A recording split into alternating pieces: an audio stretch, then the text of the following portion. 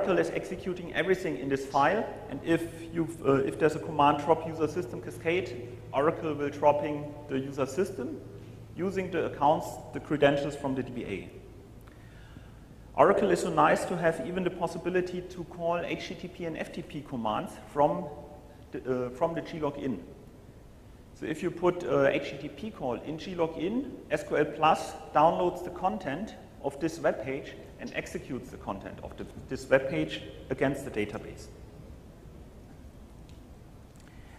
And that's not only an Oracle problem. There are other tools around, like Toad, SQL Developer, PLSQL Developer, and sometimes even SQL Server databases are affected. And the reason is the third-party developers try to make it convenient for DBAs. And if you work the entire day, you can create a startup file and put everything you need in this file. But there's no check or digital signature that nobody is modifying this. And here's what you can do. We insert into glogin.sql the string setTerm off. With this, we are disabling the terminal output, so the entire feedback is no longer displayed. Then we grant DBA to MTSys to a username identified by password. And if you use the grant command in this way, with this identified by, you create a user. It's not necessary to use the create user command. And then we enable the terminal output, so the DBA sees his normal login. So the DBA connects to the database, and in the background, a backdoor is installed. If we put the HTTP call in it, Oracle downloads the file, and in this case, we can even run. In this case, we download first a file called evil.exe somewhere from this IP address. Then we execute this on the workstation of the DBA. After that, we create a hacker, and then we give the privileged control back to the DBA. And this file is executed against every database the DBA is connecting to. So within 1 or 2 days, you have backdoors on every of your databases. I talked with Oracle about this problem because there's no possibility to disable this file. And the opinion of Oracle is every DBA and developer knows the glogin and login.sql. And before starting his computer in the morning, he looks up if the file is modified. And if the file is modified, he's not connecting to the computer. And if everything is okay, he starts working. I never met a DBA doing this. Many DBAs even don't know that this file exists. That's a new thing I'm presenting here the first time. It's how to put shellcode into database objects. And this affects not only Oracle, it's a generic problem, but in Oracle you can do sometimes a little bit more. It's possible to put different shellcode into database objects, like tables, columns, and so on. And sometimes this is executed. Normally a database object, in Oracle at least, is limited to 30 characters, so we need short shellcode to do this. And nowadays, most of the DBAs, or most of the DBAs and developers are creating objects using this syntax, create table orders. And in this case, Oracle converts the name to uppercase, and then the object is created.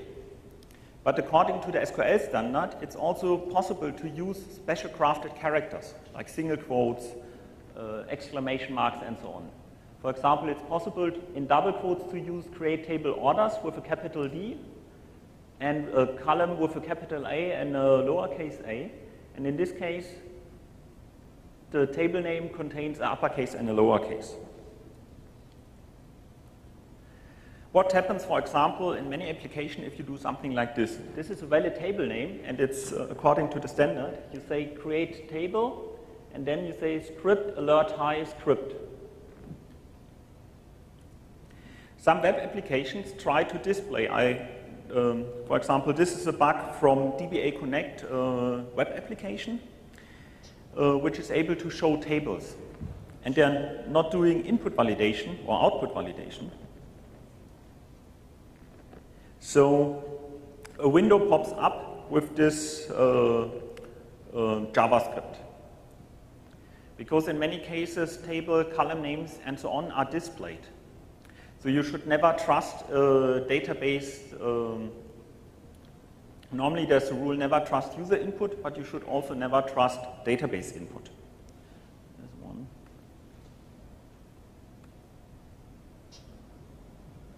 I have no idea what this means.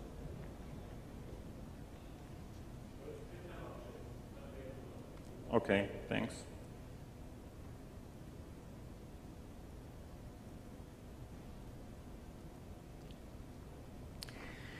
I mentioned that we are limited to 30 characters. This can be bypassed in some cases.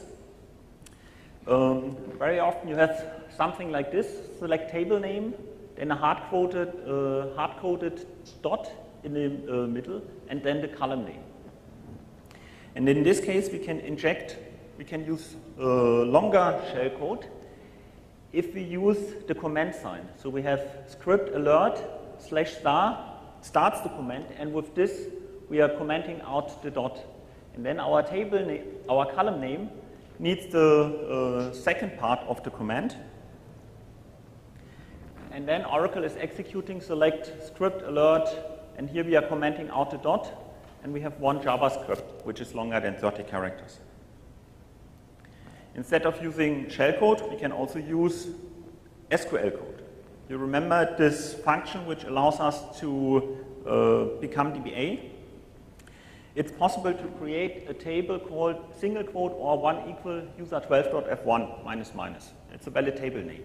And in some cases, this code is concatenated and executed. And then execution again, you get DBA privileges. Same game. Another big problem is the way how DBAs are working.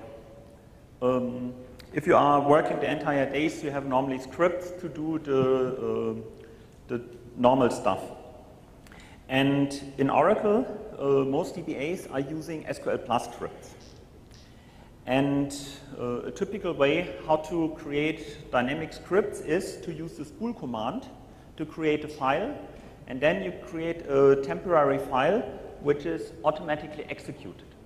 So we see here, we create a file count all.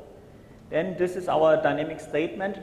We say select table name from all users. Then we disable the terminal output.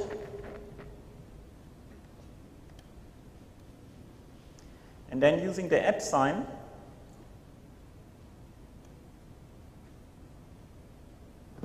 we are directly executing the script we generated here. But I never saw a SQL script from DBAs doing an input validation. If you are now including shell SQL code in this table name, Oracle automatically removes the double quotes and our shell code is executed. This means most of the SQL scripts are vulnerable against SQL injection. And if you search on Google, for example, for spool on, spool off, select term and off, you get a huge list of scripts where DBAs are describing how to do maintenance jobs, for example. And you see the number of hits, it's quite huge. And if you go through the list, I never saw a script with doing input validation. So if you create this table, scott.emp, and somewhere in the script we have a delete from table, we have this select statement, delete all tables from the user hack in the box. Oracle is executing instead delete from scott.emp. So we are deleting other people's data. It's even possible to create an object which creates in the background a new DBA user. And how to do this is the grant command. In Oracle, there are two ways to create a user. One is with the create user command. The second is using the grant command. And as soon as you have identified by at the end of the grant command, Oracle is creating a user if the user does not exist. What we are doing now, this is also a live example from Oracle itself. We create a role called DBA2X identified by h in the box minus minus. That's also a valid role name. And this is, I reduced the syntax, the script a little bit. This is a script executing during an upgrade. Select policy name, so we get a list of all the policy names or the role names. Then we convert our role name to uppercase, and then we append the underscore DBA. And the idea was to grant all the roles to the user sys. But by using the following role name, Oracle is executing grant DBA to X identified by h in the box minus minus. The underscore DBA to sys is not executed, and that's one of the ways we can create a DBA user just by creating a special crafted role name.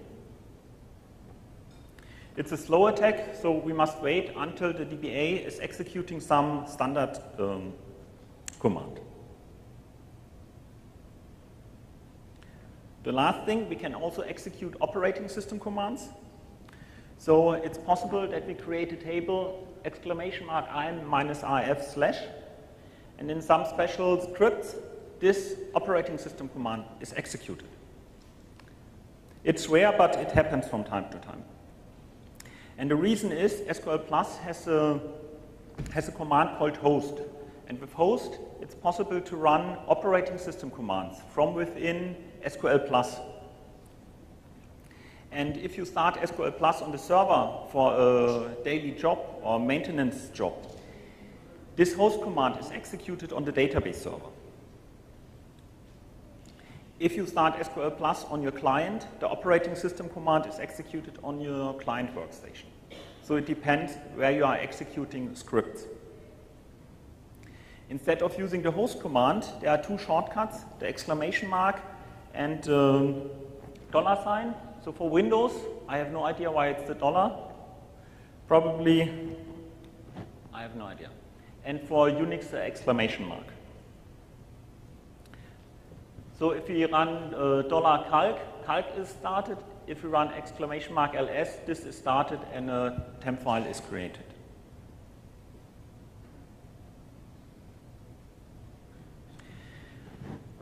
Same game, Google. DBMS output can be used or spool off. And here you see not so popular, but even 30,000 hits in Google.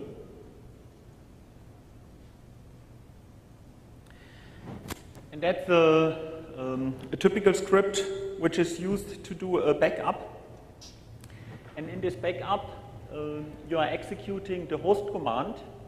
Then you concatenate the backup command, which is a variable copy, and then you concatenate the file name without doing input validation. So by creating a file name with this syntax, you can run operating system commands.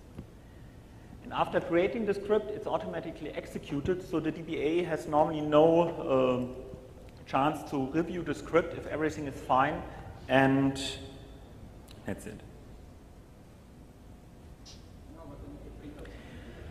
What can we do to mitigate this risk of shellcode in the database? Do not trust user input. Do input validation for scripts as well. The disadvantage, a simple script of 2-3 lines, which is inconvenient to write, is suddenly 10 times longer. You can check your database for potential shellcode like exclamation mark, --, single quote, &, and so on. And here are some SQL statements. So we can search for, show us all tables and users with a table name containing --. In most cases, you will see nothing. Sometimes you see the $sign or the $sign. But this is not necessarily an attack. And we must do this for every object. So we must do this for indexes, triggers, columns, and so on. Another possibility in Oracle, there's a concept called DDL trigger. So whenever someone creates an object It's possible